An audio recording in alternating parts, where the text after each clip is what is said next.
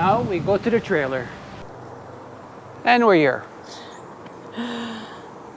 Bittersweet video today. Yeah, we have some bad news. We're selling the Escape. We're selling Casablanca. It's not something that we want to do. We've come to the realization that it's something that we need to do. This whole pandemic has thrown everything out of sorts, and although we don't want to sell, it doesn't make sense for it to be in storage for a year and a half where someone else could enjoy it and make use of it and be able to, you know, dote on it and give it the loving care that she needs. Because since we don't have a space where a driveway where we could store it, we can't really dote on it the way that we would want to. So it's on to the next happy owner. Yeah, because for us, I mean, our goal was to live on her at least 10 months out of the year. And because so far, we've only used it from June, July. A couple weeks in September, January, February, March. So a grand total of 4 months out of 1 year that we've used it, and maybe a grand total of 10,000 kilometers.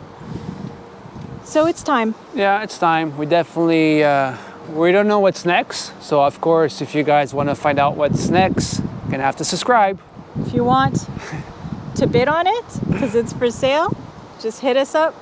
Our info is on our Instagram page. Yeah, and we'll put on the details our email address, and yeah, we'll take it from there. So today's video is going to be about prepping her up for selling, and we also going to do a video about what we know about her for the future owners. Yeah. So stay tuned.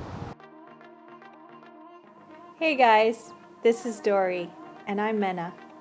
We travel with our lovely dog Fiona to help you discover the most beautiful spots and to share with you what it's like to live as a nomad. So subscribe and welcome to our channel.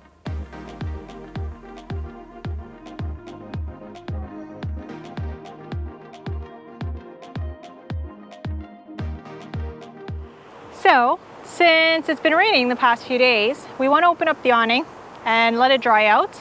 And that's one of the things that is great about having a place to store the trailer beside your home, is that when it rains, you could do that, you could just pull it out. But since we're so far away, we're about 30 minutes away, every time it rained, if we had to get here, it would be a little bit complicated. Not only complicated for us, but also, I mean, it's not pleasant for the parents to always see this in their yard. So we're gonna open up the awning for you and show you how it works. So first, where's the little doodad? So this is inside, on the inside, beside the door right here, that's where this is stored. And then you get this guy down, and with this knob here, you push it towards the open position. All right? Now, I'm opening this, and this black knob there. So on both sides.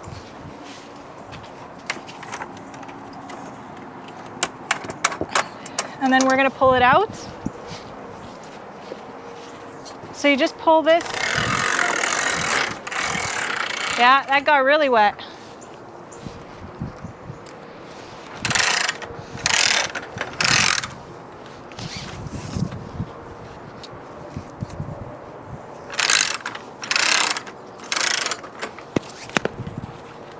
I guess that wasn't wound up properly, but it's okay. All right, so then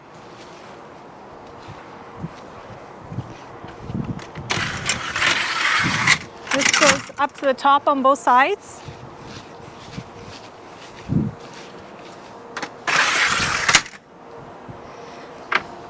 And you lift it until the pin is in place. Come see the pin. Until that pin is in place, and then you lock that there. And you lock that.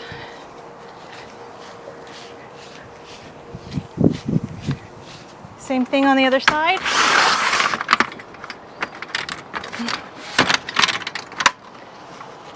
All right, so we're gonna let that dry out. That shouldn't take too long. If you don't want this to flap in the wind, you can wrap that around there while it's open.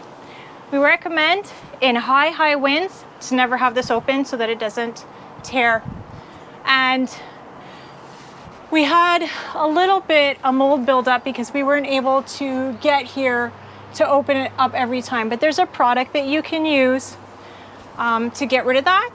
And also pressure wash, it gets rid of any mold. So it's not too bad, it's still in great shape regardless. So unfortunately, the seal jiggled off, and that's something that we're gonna get fixed shortly. As you can see, there's water inside the light. So we're not sure if we have to order another white. We presume that we do, so we're probably just gonna go ahead and do it anyway and see if it needs to be installed. So when we take her into the shop, we have planned to re-grease the bearings, although we're not sure that they need to be done. They probably don't, but we're gonna re-grease the bearings.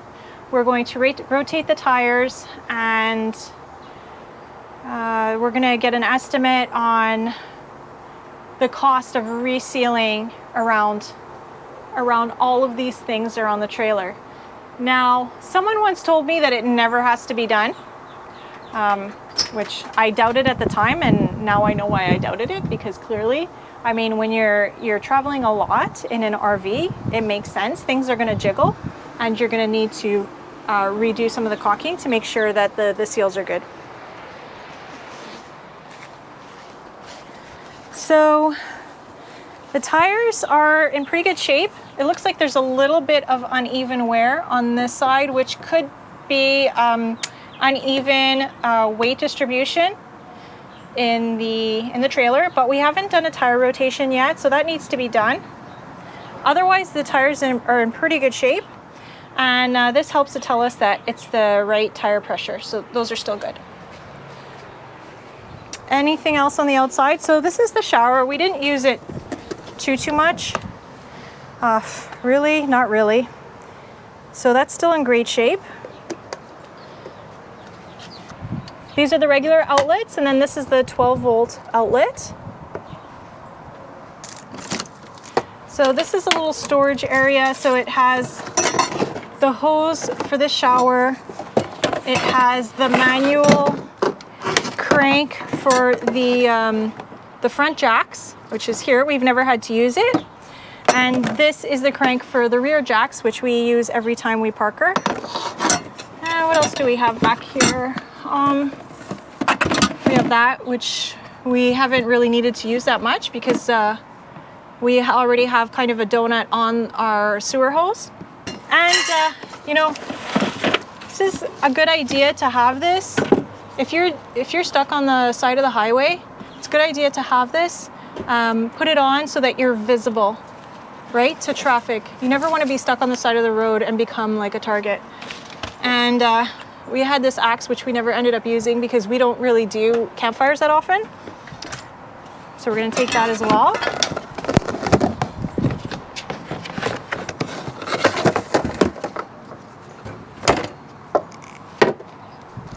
So there's lots of storage in here. In this compartment over here,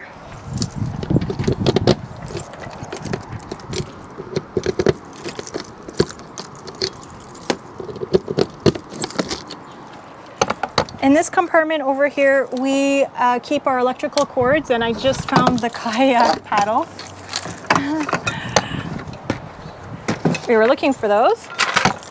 All right, so if you want to have a look inside, it's all our outlets and extension cords.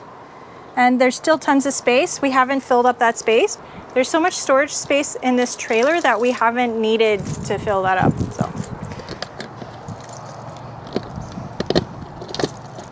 This down here is the propane quick connect, which we've never used. I guess we're not big barbecue people. This is what keeps the door from closing when it's open. So these are the manual cranks in case the hydraulic jacks don't work, but we've never had a problem with it. So this is the compartment for the propane, and I have to try and remember to fill this one because this one needs to be filled. It's empty. But in the time that we've had the trailer, like I said, we only really used it for 4 months. We've only filled up one propane tank, and now we have to fill it up a second time. So pretty good if you ask me.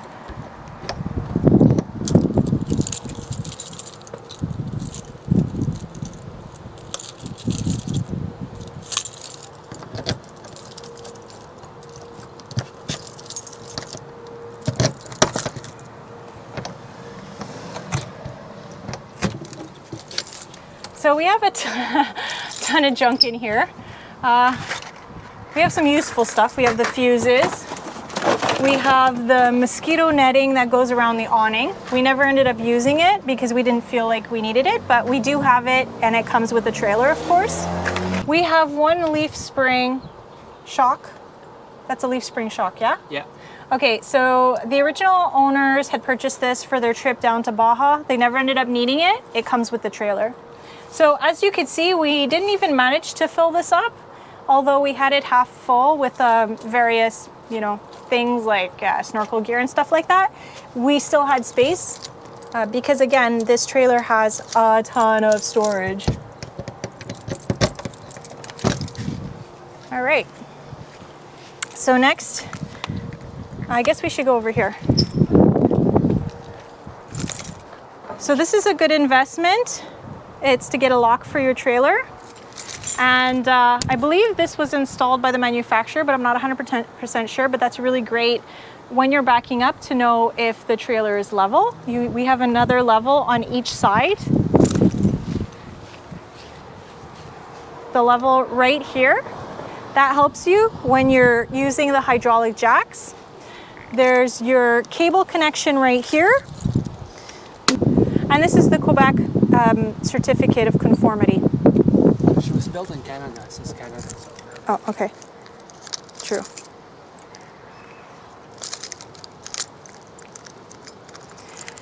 So for anyone that wants to know, this trailer conforms with all the regulations in both Canada and the United States.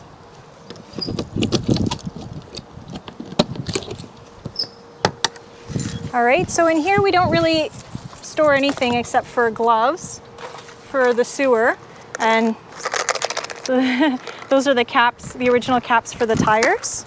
And here we have the hydraulic lift. So that's extend and retract. So that's all we ever kept in there.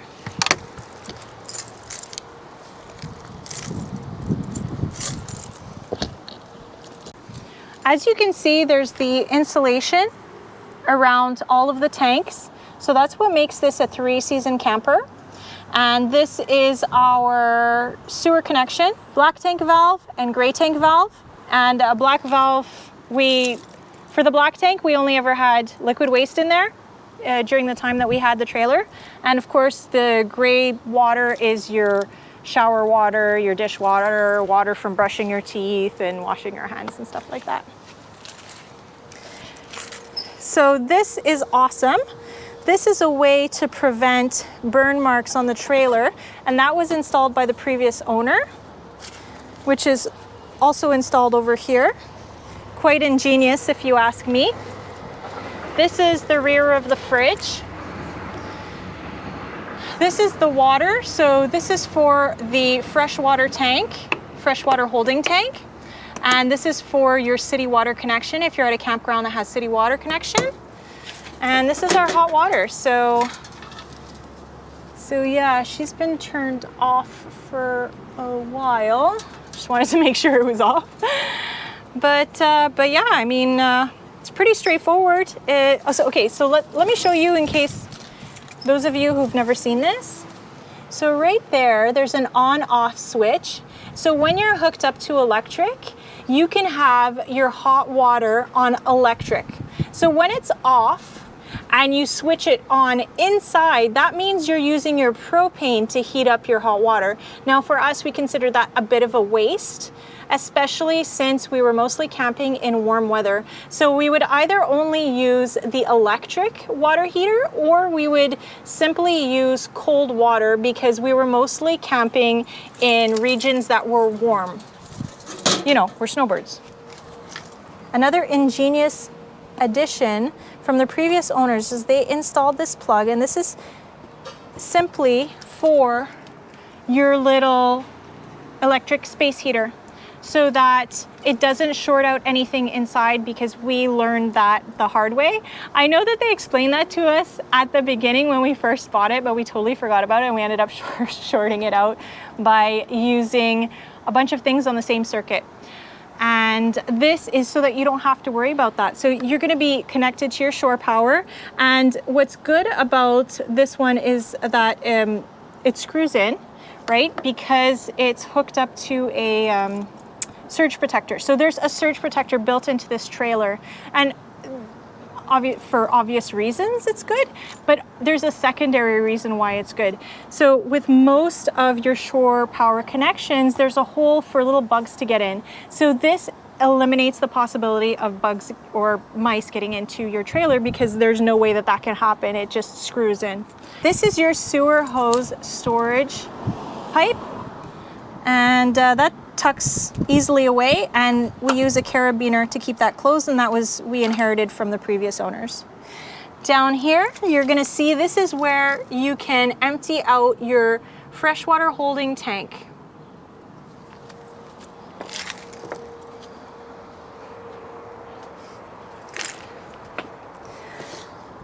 There's a receiver hitch here, and the capacity, as you can see, is 150 pounds, so that will easily accommodate a bike rack with a bike, obviously depending on the weight, but you're not going to be putting obviously more than 150 pounds on there. This is the spare tire, and we have another level over here. Up there, you're going to see that there's the solar panel.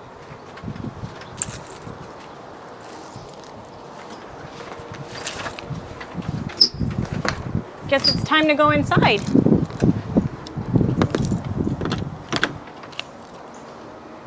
Now, as you can tell, this is a curved, and the exterior of the body of our trailer is curved, where the newer ones are more straight, so the doors are more straight. But this is curved, and what we like about our door is that it opens all the way. So if you have a big storage bin, you know, that you want to put inside to unload your dishes or unload your linens or whatever, it's easy to get inside. Whereas with the newer ones, it sticks right here, and you can only hold it open to about that much. So we prefer this setup, and we also prefer this screen. So the newer screens, they kind of come out like this, like a door, and attach to the trailer door, whereas this one, this is a pocket screen. And we think it's nifty. It just tucks out of the way, and it's been great. So we really love it. This is your porch light right here. That's controlled from the inside and could potentially be controlled from outside too. And up here we have the LED light that was installed by Lucy and Charles.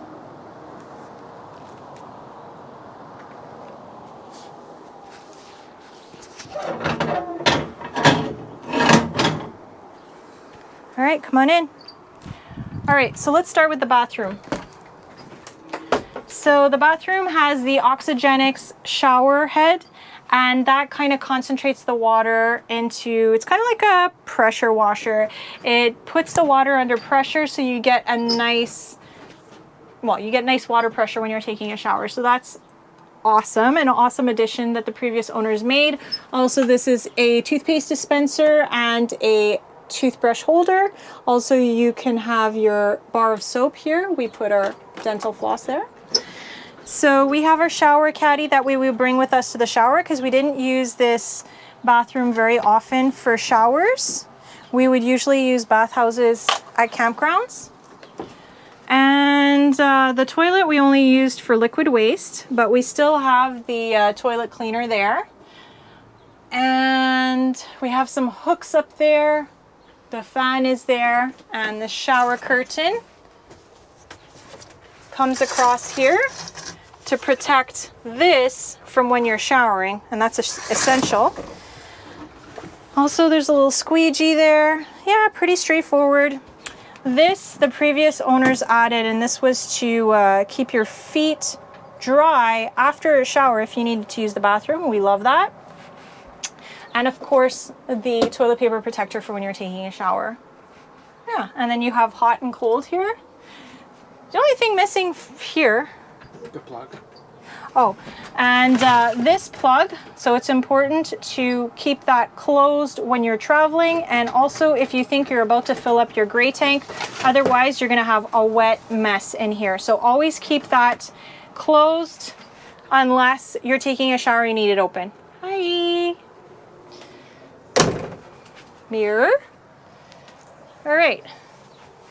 So the microwave we love, and we use a lot, especially in hot weather. It does work in a pinch on the inverter when we're at a rest stop, and we like that. Not for very long because it does take up a lot of energy, but it does work in a pinch. And you have a lot of storage up here. Here we had 2 of these. So there are these sliding drawers that Lucy and Charles installed. And they keep it closed with a carabiner. Now we had to remove the top one because I had dropped some vanilla and I wanted to make sure that there wasn't any water that had penetrated in here. Luckily there wasn't, but the plywood became warped. So I'm finding a replacement for that. Then we're gonna reinstall the drawer that was there. As you can see, there's plenty of space for a pantry. So we use these 3 as a pantry. Now down here, I would store our dirty laundry down here, and the electric heater was down here. We really loved this fridge. It was massive. I did end up replacing this drawer because the previous one broke, and I got this done at Lowe's for about $30, and it's been working great since then. So freezer works great as well. The only thing that I've noticed is that it doesn't work really connected to the car. So in my opinion, if you want to keep things cold when you're driving, put it on propane. My one caveat with that is that if you're on a ferry or if you're in a tunnel, you're going to have to close your propane. But otherwise, most people do it. It's relatively safe. We did it, and it worked out pretty well. So next we have your solar charge controller, and it tells you what your battery volts are at, the watts that are coming in, the amps that are coming in. This is your systems monitor.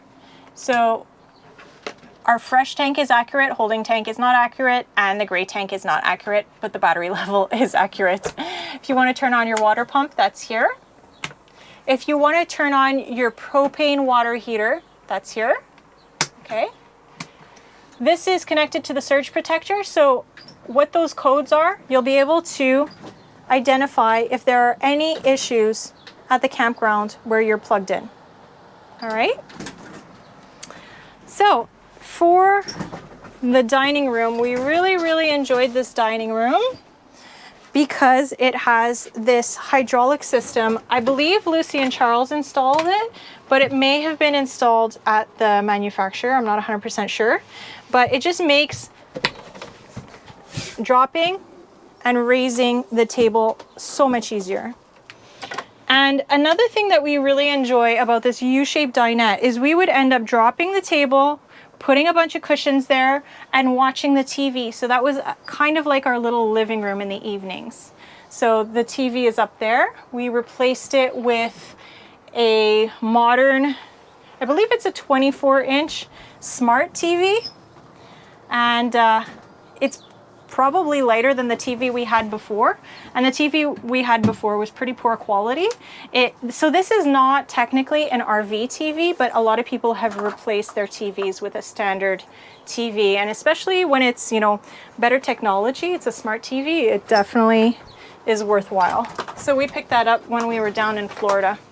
For our dining room, we have lots of cabinet space up here. We usually put our running clothes up here.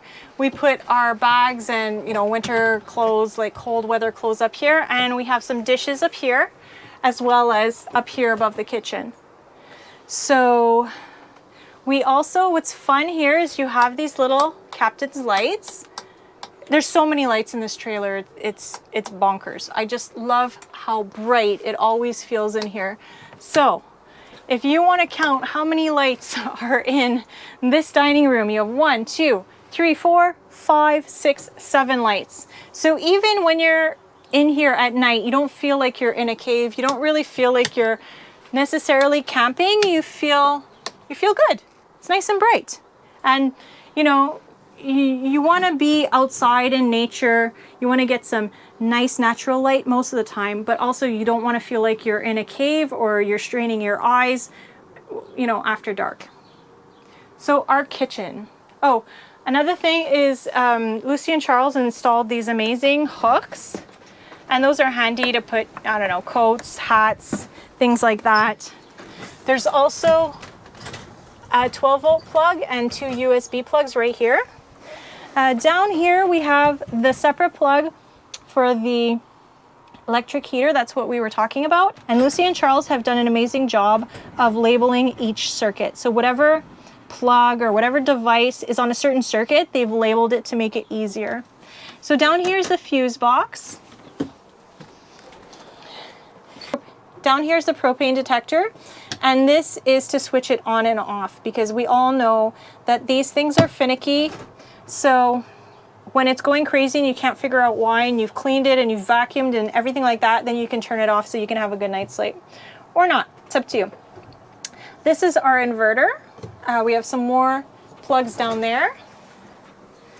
And the kitchen, the galley kitchen. So this galley kitchen, probably the only thing that is not an upgrade in here is that there's no oven.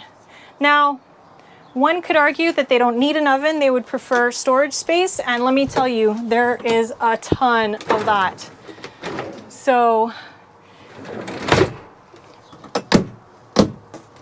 you don't really need to worry about running out of storage space. So we love the finishes that they chose. And they even installed this granite sink and this Moen faucet, which have been working out really, really well. They work as they should. And Lucy and Charles installed this knife holder, which is fun too. We never use the fan, mainly because it's really, really noisy and unnecessary. So what we do instead is we open this window and then put the fan on out. And that draws all the smoke out of the kitchen. Yeah, that works really well. That's super efficient. I think that's about it for the kitchen. If we want to talk about the windows, it's sliding windows and it's not awning style, but we've heard that people have some issues with their awning style windows. So we're quite happy that we got the sliding windows. There are some more hooks up here. And as you saw right there, there's a remote control for the max fan, which is perfect. So now that's the TV, the smart TV we got. We love it.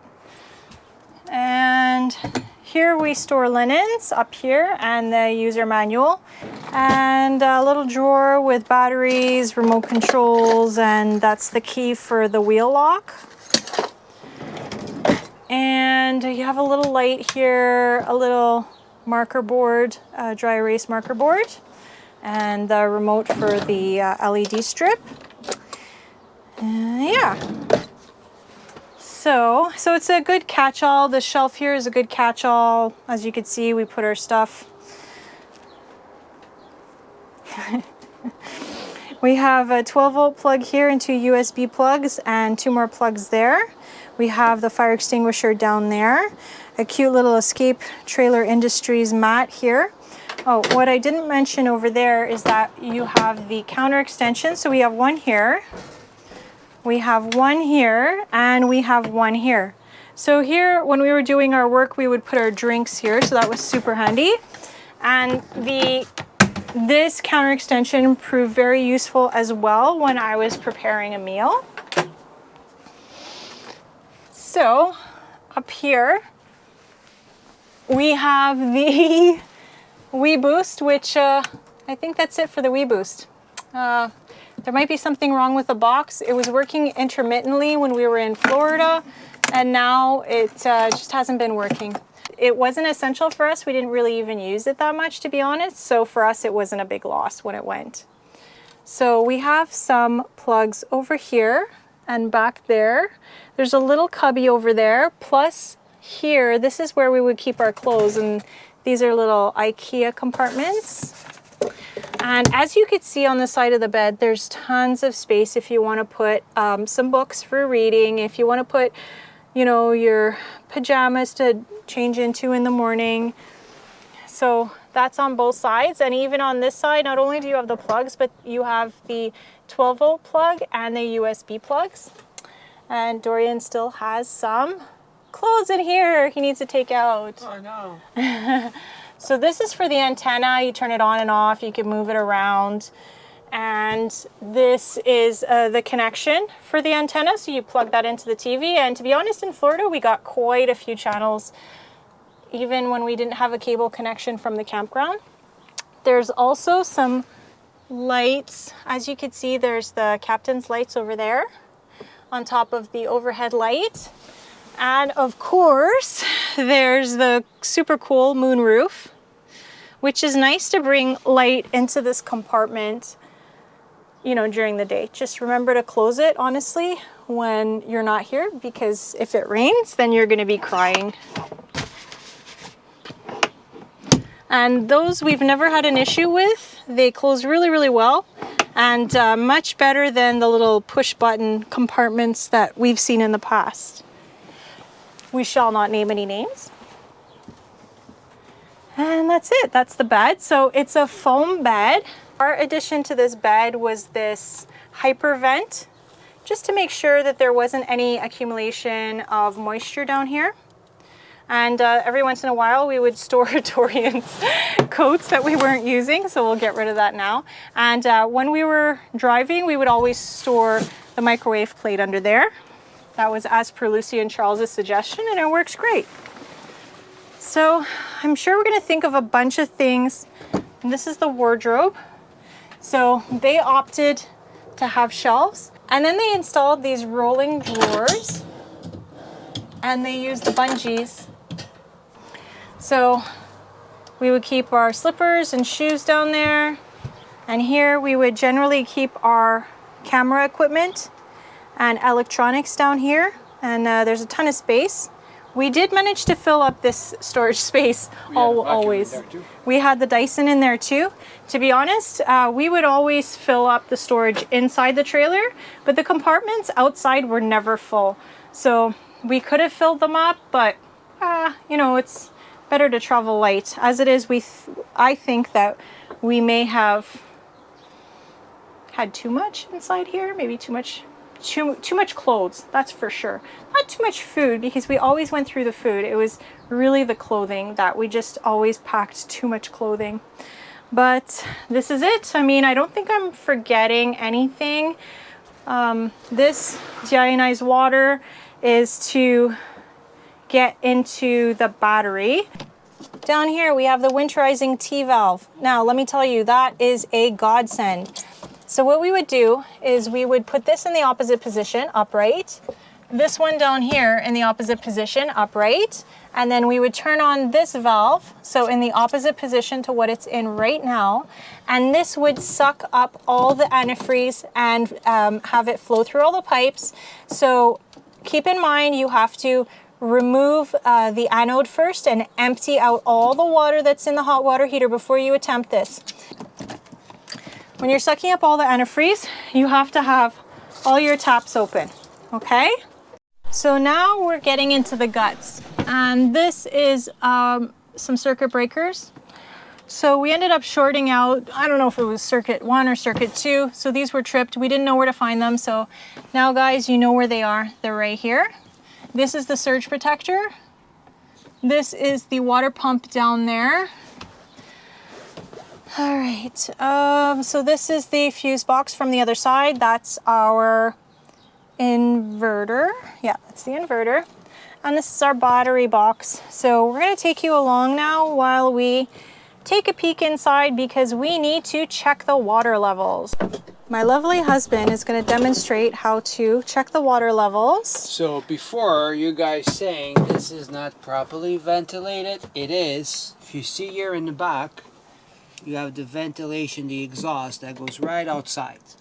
I know in the past video we made this, people thought this was just closed up, but it's not. Escape does a great job. All right. How's it looking? I'd put some. Yeah? Okay, we're gonna put a little bit. All right, so we're gonna use the turkey baster and just top it up just a wee little bit. Yeah, you top it up until the... Until the cells are covered. Yeah, well...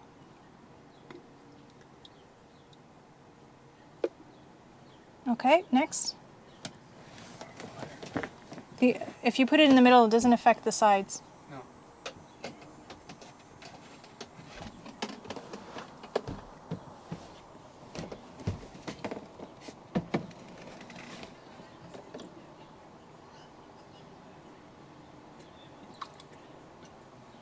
All right, next. So that's about it, guys. We're really, really sad to sell her, but we know that she's gonna find a good home, someone that could really dote on her. Even though parting is sometimes such sweet sorrow, especially for us, in the case of Casablanca, we want to be open to new beginnings. This is a change and it's not necessarily a negative change. We want to see it as something positive. And although we have to change, we're making way for something new, although we don't know what that is yet.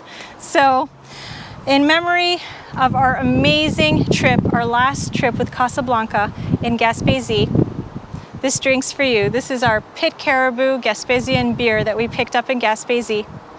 And cheers to you and your family. Stay safe and be healthy. So I think we're pretty much all done. We still have a little bit left to pack up on the trailer, like the dishes and stuff like that.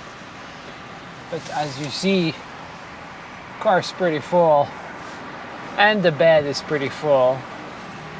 But eventually everything will be empty. Eventually everything will be sold. Coming to this decision was not easy. I mean, we thought about it for such a long time. And we kept going back and forth to see if there was right thing to do. Initially, when we agreed to purchase Casablanca, the Escape, the goal was to live in her full time, right? We wanted to travel down to Florida, spend the winters, come back to Canada and become seasonal at a campground. And maybe the last 2 months, we would go back to one of our condos and spend those 2 months so we could visit friends and family and then leave again for the winter down south. But with the COVID situation, everything changed. And the other condo, well, it's not being rented, so we're actually using it right now. And initially, it was supposed to be rented and we would be staying in a campground as seasonals, and then winter comes, like I said, we would go down south. But the plans changed, so we're just trying to adapt. So we arrived in April. We had the trip to Gaspésie. By the way, this video will be up and then we're gonna come back to the Gaspésie videos because I do want to finish that footage. I do want to finish those videos. We made amazing memories, so definitely stay tuned for those. But for me, arriving in Canada in April and keeping the Escape in that driveway until next April makes no sense. Even if we would do occasional trips until fall, winter, and then it would stay there parked, it just doesn't make any sense for us. We don't have the space. It totally changed our plans, which is okay because, you know, you have to adapt to what comes at you. You know, I mean, we were dealt this hand, you have to adapt to it. It's kind of like playing golf. You have a bad shot, you go into the rough, you don't cry about it. You know, you shot from the rough, you put it back on the fairway, and you go for the green. And it's the same thing with what happened to us, with what happened with the COVID, having Casablanca there for almost a year. It just doesn't make any sense for us. Again, you know, not an easy decision, and I'm very proud of us that we're making a logical decision and not an emotional decision, because honestly, I just love that trailer. I love it so much.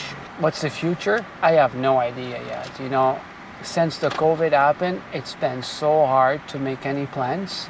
Things just keep on switching and changing. You know, I mean, I remember when we left Florida, barely had any cases. And today, as we talk, Florida has more cases than New York. Again, I don't want to make this a political thing. I know a lot of people are refusing to wear masks. I mean, I got my mask. I know a lot of people are mixing politics and this. And there's nothing you could say when it comes to my health or my family's health. You know, there's nothing anybody could say. I got to do what's best for us and, you know, what's more comfortable for me. Our best decision is really to sell the Escape, and then we're probably going to sell the truck. And then when April comes, we'll see. We'll see what the future holds. We have ideas. I don't want to mention them just yet, just because things change so fast, right? We'll see what happens. If you guys want to find out, just make sure you subscribe to our channel. Hit that like button, you know, that would encourage us a lot. And stay tuned for the next video.